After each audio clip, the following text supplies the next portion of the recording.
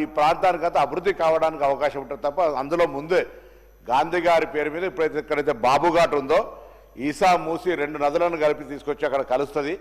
ఆ 16 కిలోమీటర్ల సంబంధించి ఫేజ్ 1 కింద తీసుకునే కార్యక్రమానికి సంబంధించి ఎక్కడ కూడా రిహాబిలిటేషన్ ఇష్యూస్ ఎక్కడ రావు. దానికి సంబంధించి ఎందుకంటే హైదరాబాద్ ఇన్ఛార్జ్ మంత్రిగా దీనికి సంబంధించి గతంలో సౌత్ కొరియా పోయినటువంటి వ్యక్తిగా నేను ఈ ప్రాజెక్టుకు సంబంధించి ఎక్కడైతే కొన్ని రాష్ట్రాలకు మాత్రం ఇటువంటి అవకాశం ఉంది, కొన్ని దేశాలకు మాత్రమే నగరాల మధ్య నుంచి నదులు ప్రవహించి లేకపోతే ఇటువంటి కాలువల ద్వారా ఉండేటువంటి అవకాశం నేచురల్ వచ్చినటువంటి అవకాశం ఉంది. సో ఈ అవకాశాన్ని మనం నగరాన్ని ఆ మురికి కూపంగా మారిపోయినటువంటి దాన్ని కొంత పునరుజ్జీవం చేసి అక్కడ వాళ్ళందరూ రిహాబిలిటేషన్ చేయాలని ఆలోచనతో చేసినాం. పిల్లి కాలువ గుడిసెలు ఉంటాయి సార్ అధ్యక్ష. మలక్పేట నియోజకవర్గంలో గౌరవ శాసనసభ్యులు బలాల గారు లేరు.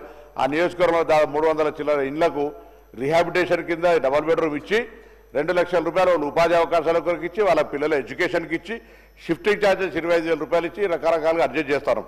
మీరు తప్పకుండా మూసి మీద చర్చ చేద్దామంటే మా ప్రభుత్వం వెనుకకపోయే ప్రశ్నే లేదు. మేము ఒక అస్యూరెన్స్ మాత్రం మీ ద్వారా వారిని కోరుతా ఉన్నాం. కేంద్రం భాగస్వామ్యం తీసుకొని మీరు కేంద్రం ప్రాజెక్ట్ రిపోర్ట్ అంతా తయారు చేసి దానికి సంబంధించి చేస్తామంటే చాలా సంతోషం. చేయమని చెప్పి సందర్భంగా సభ ద్వారా విజ్ఞప్తి చేస్తాను. అధ్యక్ష, మహేష్ రెడ్డి గారు మాట్లాడుతూ పేరు ప్రస్తావించడం జరిగింది మూసీ రివర్ సంబంధించి. అచ్చా, మూసీ రివరు డెవలప్మెంట్ కోసం ఎంత ఖర్చు అవుతుందనేది it is in the process beginning stage number 1. ఎందుకు చేయాల్సి వస్తూ ఉంది అంటే పెట్టుబడులను ఆకర్షించడం కోసం, నిరుద్యోగ యువతకు ఉపాధి ఉద్యోగాలు కల్పించడం కోసం, రాష్ట్ర ఆదాయం పెంచడం కోసం చేసేదానిలో భాగంగా అది. Same time it also help for the promotion of the tourism.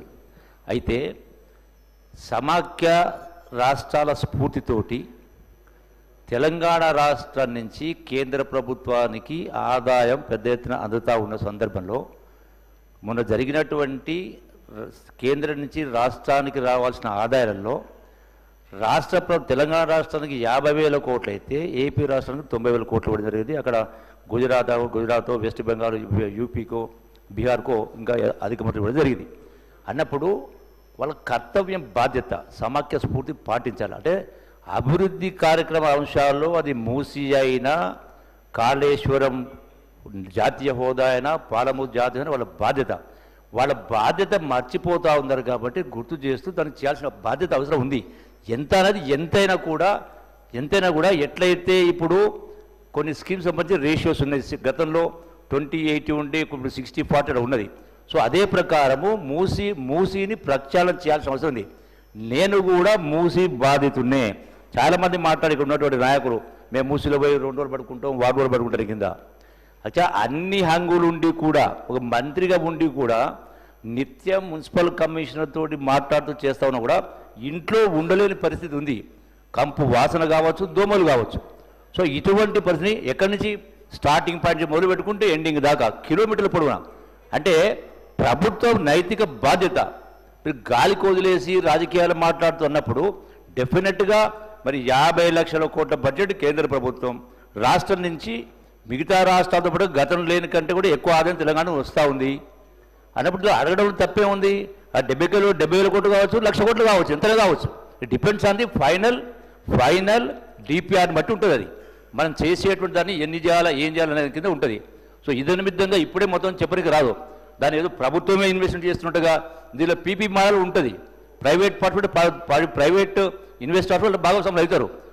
మొత్తం రాష్ట్ర ప్రభుత్వానికి కాదు, మొత్తం కేంద్ర నుంచి కాదు.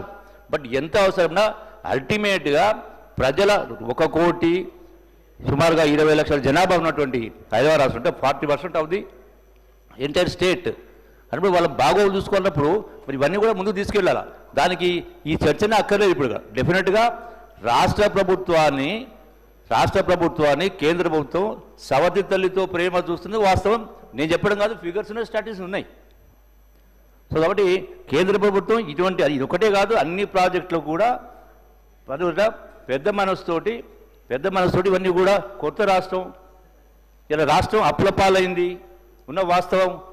నెలకు ఇలా 6,000 కోట్ల రూపాయలు వడ్డీ కట్టాల్సి వస్తుంది.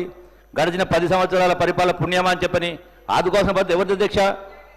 సో అన్ని విషయాల్లో కూడా ఆర్థికంగా బయటపడాల్సిన బాధ్యత ఉంది బీజేపీ ప్రభుత్వం పైన. ప్లీజ్